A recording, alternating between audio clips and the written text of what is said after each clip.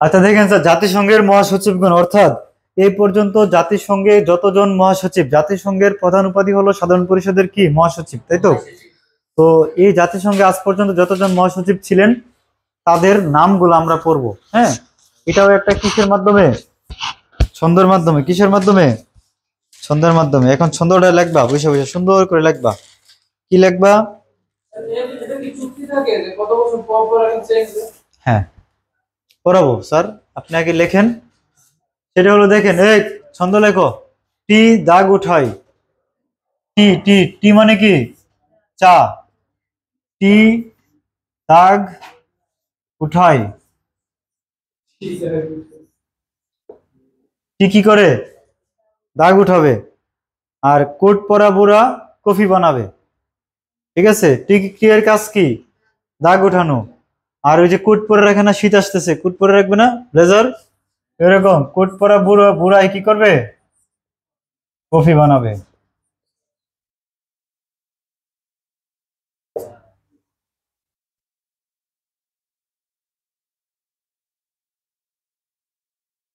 Coffee বানাই।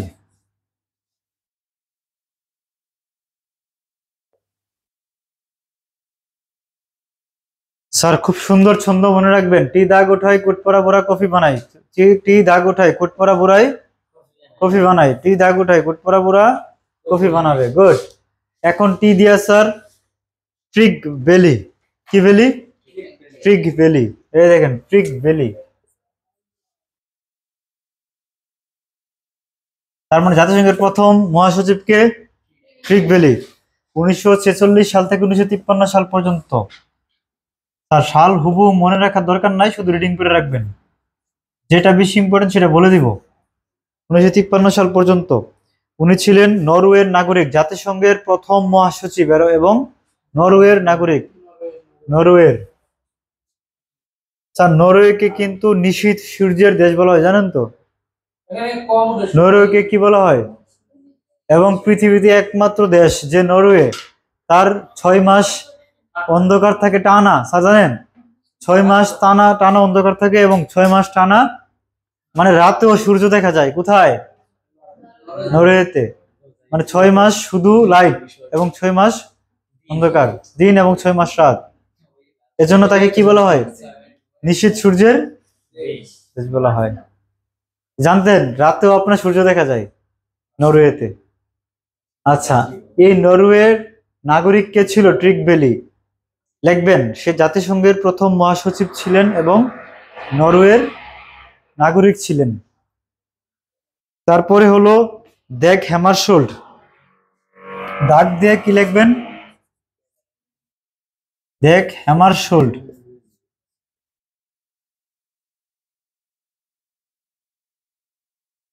Dag Hammarskjold 1953 সাল থেকে 1961 সালে।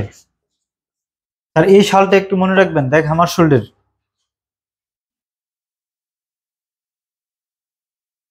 হুম। স্যার 1961 সালে বিমান দুর্ঘটনায় তিনি মারা যান, এজন্য এটা খুবই গুরুত্বপূর্ণ। এবং তিনি 1961 সালে বিমান দুর্ঘটনায় মারা যাওয়ার পরে তাকে মরণোত্তর পুরস্কার দেওয়া হয় শান্তিতে, নোবেল পুরস্কার। মরণোত্তর নোবেল পুরস্কার দেওয়া হয় শান্তিতে। কাকে? ড্যাগ হ্যামারশোল্ডকে।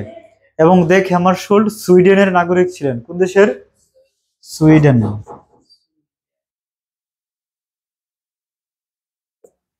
1961 সালে মারা যান এবং ওই সালেই তিনি শান্তিতে নোবেল পুরস্কার পান। এবং জাতিসংঘের যে লাইব্রেরি আছে এটি তার নাম অনুসারে রাখা হয়। অর্থাৎ জাতিসংঘের যে লাইব্রেরিটি, এটি ওনার নাম অনুসারে রাখা হয়। Dag Hammarskjold. মিউজিয়াম, যে লাইব্রেরিটা তাকে দিয়েছে স্যার, মিউজিয়ামটা দেয়নি। বুঝতে পারছেন? আচ্ছা, তারপরে দেখেন উঠাইতে উত্থান। উঠাইতে কি? যে উঠাইতে উত্থান। উত্থান। হ্যাঁ, উত্থানটা হলো স্যার মিয়ানমার বা মায়ানমারের তাই তো? মায়ানমারের নাগরিক ছিলেন। উত্থান কোন দেশের নাগরিক ছিলেন? মায়ানমারের। 1962 থেকে 1971, 1962 থেকে 1971। এবং সবচেয়ে মজার ব্যাপার হলো যে বাংলাদেশের স্বাধীনতা যুদ্ধের সময়, মুক্তিযুদ্ধের সময় সে জাতিসংঘের মহাসচিব ছিলেন এবং যতক্ষণ পারছেন বাংলাদেশের বিরোধিতা করছেন, বুঝছেন? লাস্ট চেষ্টা করছেন জাতিসংঘে, জানেন যুদ্ধ বিরতির জন্য তিনবার প্রস্তাব রাখা হয়। তখন রাশিয়া একমাত্র ভেটো দিয়েছিল যে না, প্রস্তাব যুদ্ধবিরতি করা যাবে না। তা যুদ্ধবিরতি যদি হইতো তাহলে বাংলাদেশ এখনো স্বাধীন হইতো না, বুঝতে পারছেন? হ্যাঁ, এর জন্য মানে রাশিয়া বারবার তিনবার উঠছে, তিনবারই রাশিয়া ভেটো দিছে, বুঝতে পারছেন? তো উত্থান, এখন রাশিয়া কি আপনাকে পছন্দ করে ভেটো দিয়েছে? না। আমেরিকা সাপোর্ট দিছে পাকিস্তানকে, এই জন্য রাশিয়া দিছে বাংলাদেশকে। স্যার এগুলা ওদের অন্য খেলা, বুঝছেন? বলছি না মারামারি কেমনে হয়, মানে ইউনিভার্সিটিতে বললাম না এক তাবলিগের ছেলে কিনে মারামারি লাগছে, বুঝছেন? এই মারামারি লাস্টে প্রেসিডেন্ট পেলেন, সেক্রেটারি পেলেন, হাই রে মারামারি পুরা লাভ, মানে হসপিটালে সব অর্ধেক। কিন্তু লাস্টে যাকে নিয়ে মারামারি ওই ভাগছে ক্যাম্পাস থেকে, ওই নাই, ওই জানেই না, মানে বুঝছেন, ওই পালাইছে।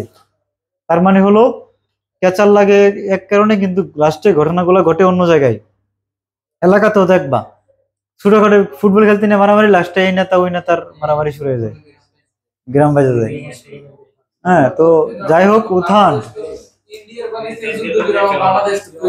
হ্যাঁ। আচ্ছা স্যার, পাকিস্তান মানে বাংলাদেশের মুক্তিযুদ্ধের সময় জাতিসংঘের মহাসচিব কে ছিলেন? উত্থান ছিলেন, তাই না? উনি 1962 থেকে 1971 সাল পর্যন্ত ক্ষমতায় ছিল। তারপরে কোর্ট দিয়ে স্যার, কোর্ট ওয়াল্ড হেম, কোর্ট ওয়াল্ড হেম, কোর্ট ওয়াল্ড হেম, কোর্ট ওয়াল্ড হেম। স্যার এখন কঠিন লাগতেছে, বাট আপনি দু একবার পড়লে পারবেন।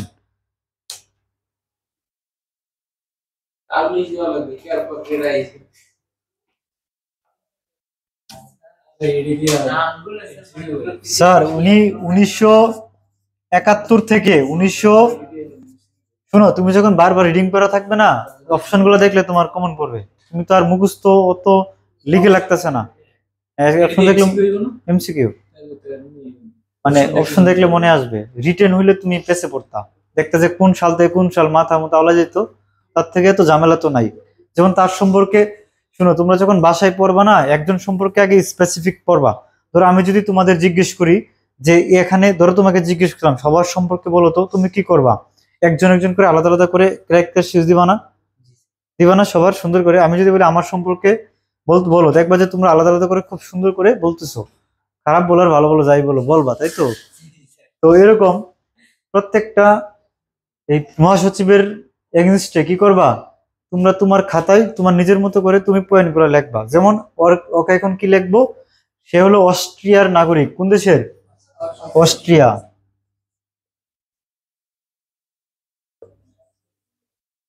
প্রথম বিশ্বযুদ্ধের সময় বলছিলাম না অস্ট্রো হাঙ্গেরি তখন একসাথে ছিল, পরে ডিভাইড হয়েছে, ডিভাইড হয়ে অস্ট্রিয়া এবং হাঙ্গেরি। যারা অলিম্পিক দেখো দেখবে হাঙ্গেরি হিউজ পুরস্কার পায়। আমি প্রথম, হ্যাঁ আমি প্রথম হাঙ্গেরির নাম শুনছি ওই অলিম্পিকে।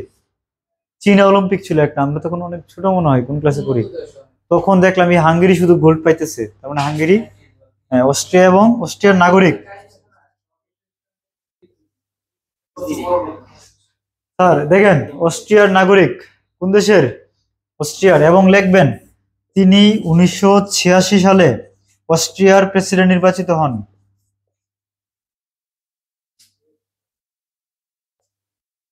1986 সালে অস্ট্রিয়ার প্রেসিডেন্ট নির্বাচিত হন এবং তিনি একমাত্র মহাসচিব যিনি বাংলাদেশে সফর করেন। অর্থাৎ পরীক্ষা যদি আসে বাংলাদেশ প্রথম সফর করে কে? কুর্ট ওয়াল্ড হেম, প্রেসিডেন্ট নির্বাচিত হন। তারপরে লিখবেন বাংলাদেশ সফরকারী প্রথম মহাসচিব।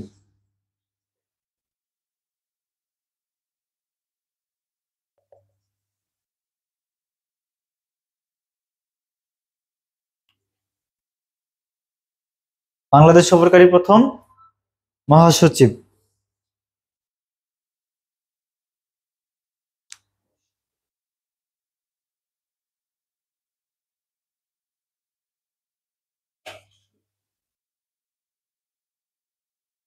তারপরে দেখেন কোড শেষ, তারপর হলো পরা, পরা দিয়া পেরেজ দা কুয়েলার।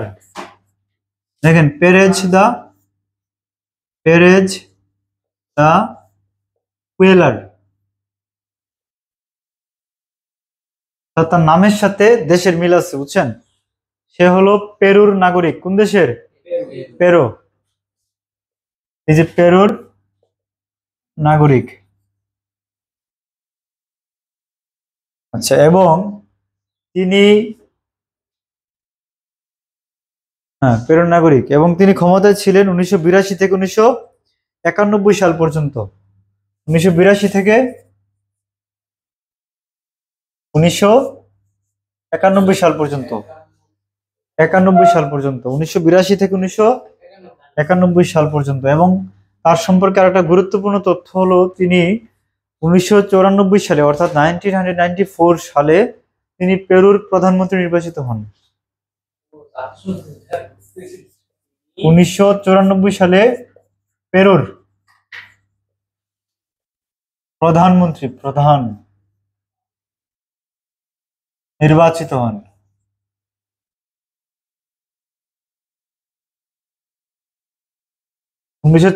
সালে পেরুর প্রধানমন্ত্রী নির্বাচিত হন।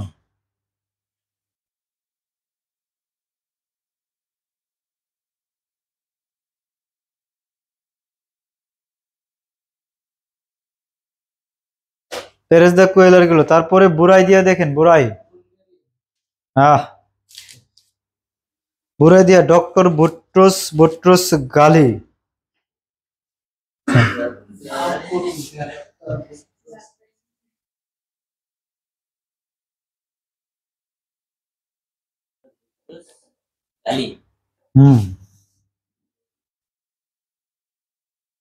যে বুট্রোস ঘালি। দেখেন, অর্থাৎ ডক্টর বুট্রোস ঘালি সে কি ছিল? সে ছিল মিশরের। তার নাগরিক কোন দেশের স্যার? মিশর। ও বুট্রোস ঘালি মিশর। 1992 থেকে 1996। না, মুসলমান তো এজন্য কম দিছে, বুঝতে হয়। প্রতি 5 বছর পর পর চেঞ্জ হয়। না, ইচ্ছা। আবার অনেককে বাড়তে পারে, ধরো সবাই মিলে যদি বলে যে সেই থাকবে, সে থাকলো, এরকম। যেমন ওই যে 10 বছর, এই ভদ্রলোক 10 বছর, এর আগে 10 বছর, এরপরে দেখবে আসতেছে, ও তো অনেকদিন। কোফি আনান, মান কি মনে, তো অনেকদিন। এন্তরে গুতরেস অনেকদিন।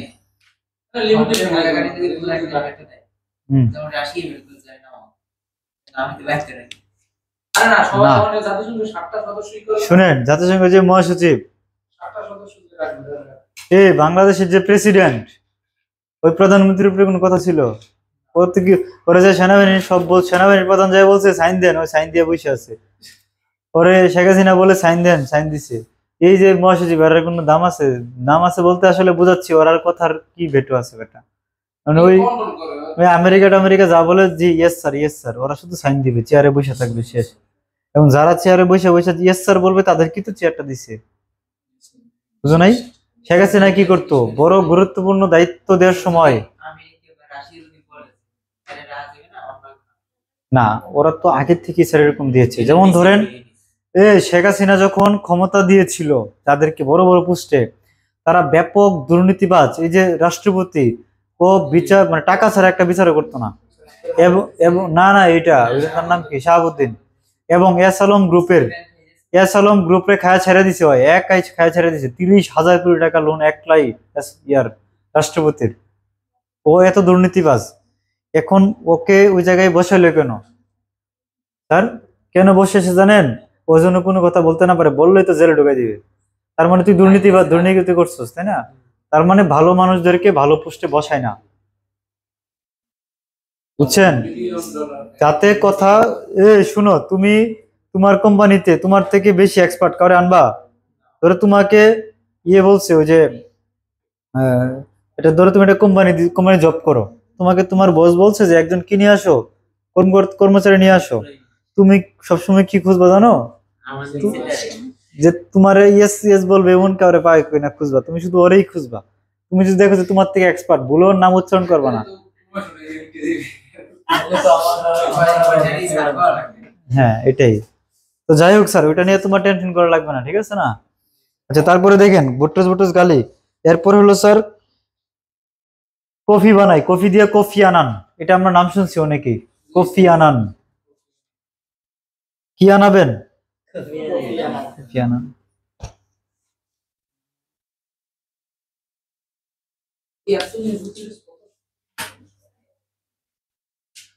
স্যার এই যে কফি আনান, কফি কোন দেশে সবচেয়ে বেশি হয় স্যার? তোর বেটা, চীন কই থেকে কফি আসবে, চা বেশি? কফি হলো ব্রাজিলে। কফি, কফি আনান তিনি যে 1996 সাল থেকে 2006 সাল পর্যন্ত, 1997 থেকে 2006 সাল পর্যন্ত, 2006 দুই মেয়াদে আর কি। এবং উনি ঘানার নাগরিক ছিল।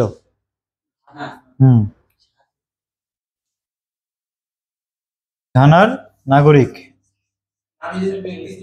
এবং 2001 সালে স্যার, সবাই খুবই ভদ্র মানুষ, জেন্টলম্যান, কোনো মানে প্রেসিডেন্টই বা মহাসচিবই আপনার কি ছিল না, মানে ওই গ্রহণযোগ্যতা ভালো ছিল। হ্যাঁ, এবং 2001 সালে শান্তিতে নোবেল পুরস্কার পান। তাহলে এই পর্যন্ত দুজন প্রেসিডেন্ট মানে মহাসচিব পাইছেন যারা শান্তিতে নোবেল পুরস্কার পাইছেন। একজন হলো ট্রিকবেলি, না একজন কি,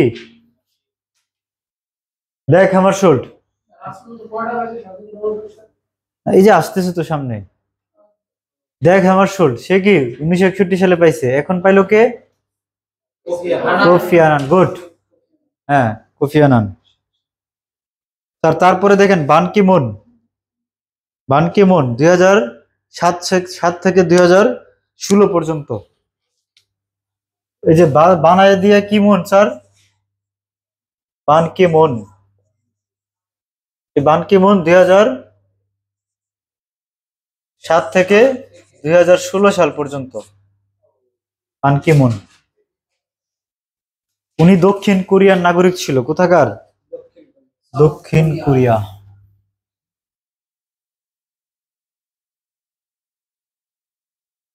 তারপরে এখন লেটেস্ট বর্তমানে যিনি আছেন, ও দিয়ে অ্যান্থনিও গুতেরেস।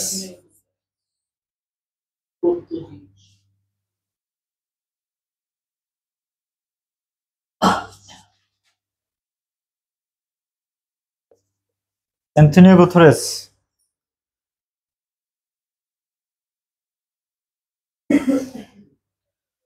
এবং তিনি ছিলেন পর্তুগালের সাবেক প্রধানমন্ত্রী। পর্তুগালের সাবেক প্রধানমন্ত্রী, পর্তুগালের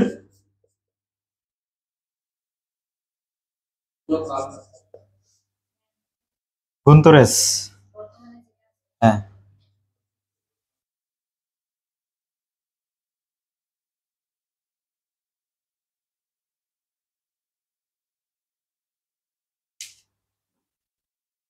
স্যার তিনি 2017 থেকে বর্তমান পর্যন্ত ক্ষমতায় আছেন, চলমান।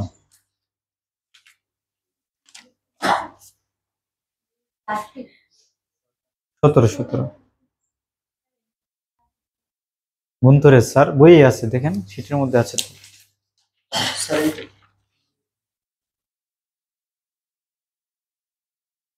নাই? নার্সিং এ তো তোমার তাহলে কত আরাম হয়েছে রে। নার্সিং এ তো আরাম হয়েছে, পরেই নাই, ঘুরে বেড়াবা।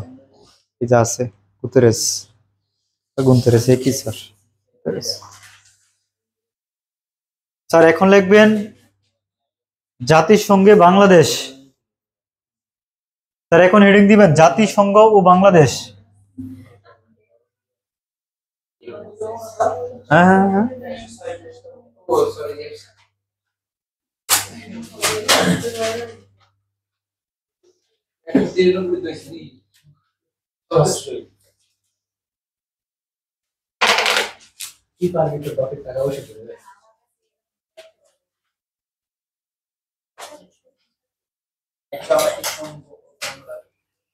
স্যার এখন দেখো জাতিসংঘ ও বাংলাদেশ, মানে বাংলাদেশে জাতিসংঘে বাংলাদেশের যত অর্জন, তাই না, বা বাংলাদেশের কি অবস্থান, অর্থাৎ বাংলাদেশ 1972 সালে পর্যবেক্ষক হন। পর্যবেক্ষক, অবজারভার, কত সালে? 1972 সালে। তখনই জাতিসংঘ, আমি বলেছিলাম তখনই বাংলাদেশ সদস্যপদ পাইতো যদি না চীন ভেটো না দিত। হ্যাঁ, আচ্ছা, তারপরে বর্তমান সদস্য হয় কত সালে? 1974 সালে। 1900 সদস্য, লেখো সদস্য পদ, হ্যাঁ পান 1974 সালে 29তম অধিবেশন,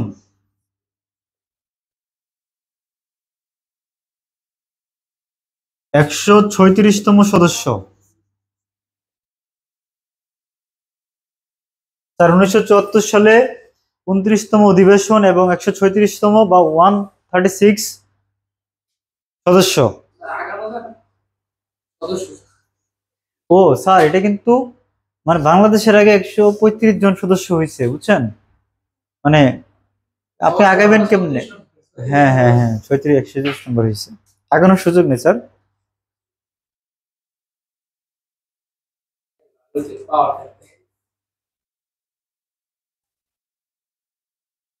স্যার আরো অনেকগুলা মানে প্রশ্ন আছে যেগুলা আসলে বর্তমানে বাংলাদেশে আসার মতো না। যেমন ধরেন, জাতিসংঘের প্রথম সাধারণ পরিষদের সভাপতি নির্বাচিত হন স্পিকার হুমায়ুন রশিদ চৌধুরী। উনি আওয়ামী লীগের, উনি আওয়ামী লীগের। হ্যাঁ, সো এটা এখন আসবে না। তো এইসব আজেবাজে জিনিস এখন বর্তমানে প্রাসঙ্গিক না, ঠিক আছে?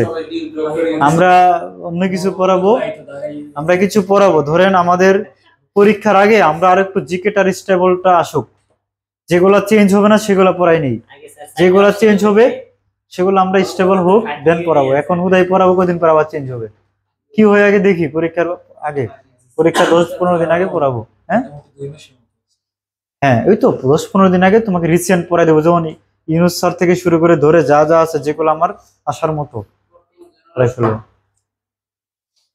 রিসার্চ চলতেছে, মানে সবচেয়ে বাজে সিচুয়েশন হবে জিকের, মানে জিকের টিচাররাও জানতেছে না সে পড়াবেটা কি, কোন দিকে যাবে, তাই না? কি দেখে নিজে সংবিধান পড়ে ফাটাই দিলাম ওই দিন, তাই না? 2-3 ক্লাস সংবিধান, এখন সংবিধানে যদি পাল্টাই দেয় তাহলে আপনি কি সংবিধান পড়াবো, তাই না? তার মানে এখন এই জন্য, তারপরে মুক্তিযুদ্ধ পরে ফাটাই দিয়েছি, শেখ মুজিব টেক মুজিব 7ই মার্চটা বাদ। তার মানে কি, এখন আপনাকে এজন্য যেগুলা চেঞ্জ হতে পারে সেগুলো আমরা হাত দিব না, যেগুলা যেমন এতক্ষণ যা পড়াইছি এগুলা চেঞ্জ হবে না, এই ইতিহাস কি হবে না, এগুলা এই জন্য পড়াচ্ছি যেগুলা আনচেঞ্জেবল। আচ্ছা স্যার শুনেন, জাতিসংঘের মানে এই নামকরণ করেন কে? ফ্রাঙ্কলিন ডি রুজভেল্ট, উনি নামকরণ করেন। ওই যে সবাই নামকরণ করা হয় না, উনি নামকরণ করেন। আচ্ছা, তারপরে জাতিসংঘের ব্যবহৃত ভাষা কয়টি স্যার? 6টি। ভাষা কয়টি? 6টি। 6টি ভাষার নাম লিখবেন।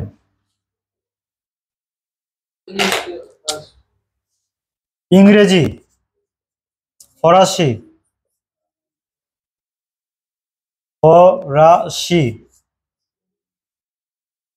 তারপরে রুশ মান্দারিন,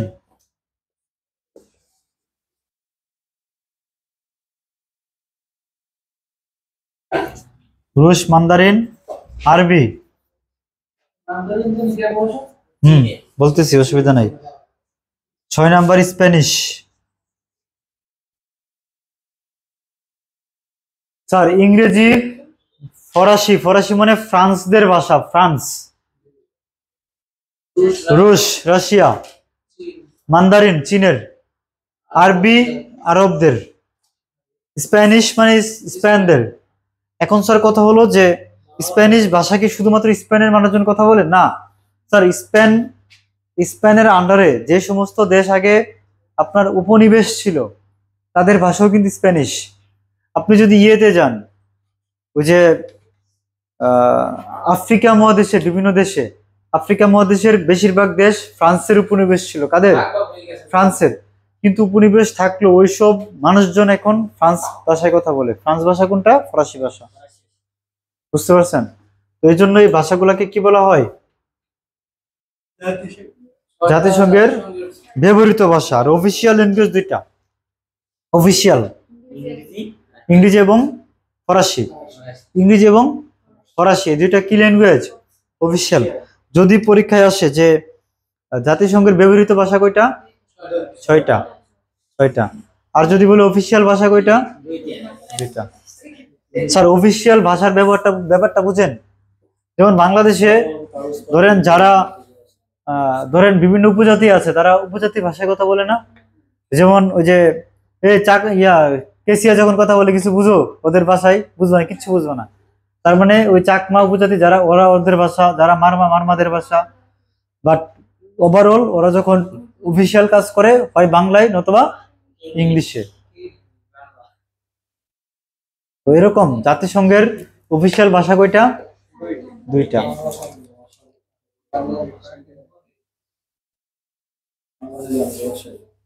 আচ্ছা এখন স্যার আমাদের কয়টা বাজে? জাতিসংঘের এখন মানে বাকি যা ছিল তা নিয়ে একটু কথা বলবো।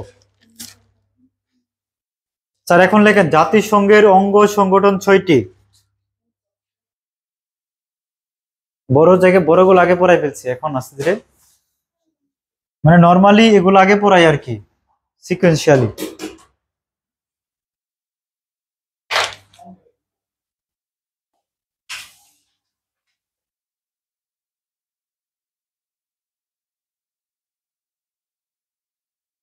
স্যার জাতিসংঘের অঙ্গ সংগঠন কয়টি?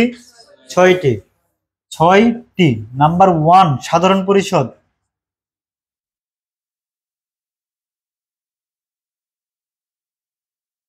নাম্বার 2 নিরাপত্তা পরিষদ।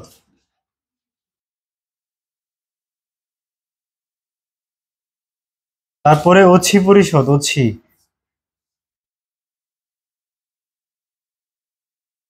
তারপরে আচ্ছা, তারপরে আপনার অর্থনৈতিক ও সামাজিক পরিষদ। অর্থ নৈতিক ও সামাজিক।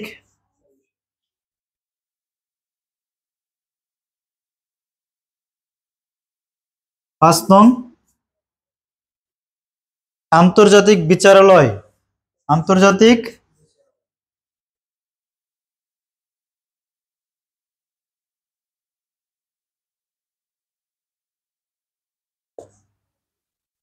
আচ্ছা, তারপরে 6 হলো সচিবালয়।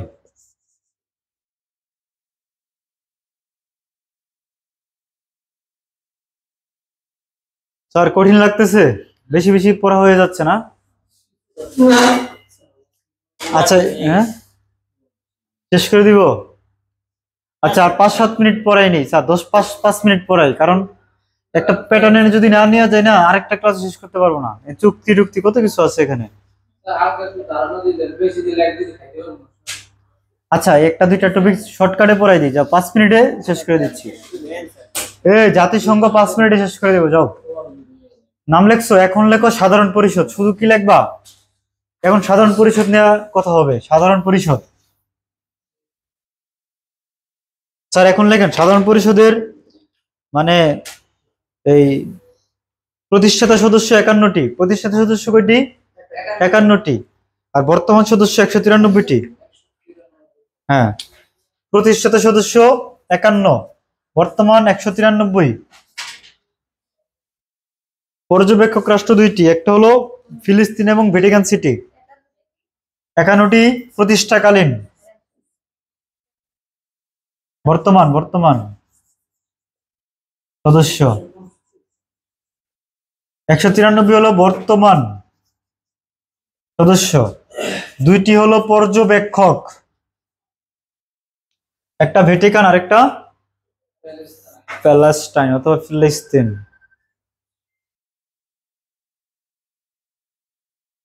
পূর্বে সাধারণ পরিষদের সদস্য ছিল কিন্তু বর্তমানে নাই, তাইওয়ান। আমি শুরুতেই মনে বলেছিলাম তাই না? তাইওয়ান আগে সদস্য ছিল, বর্তমানে নাই, বলছিলাম না?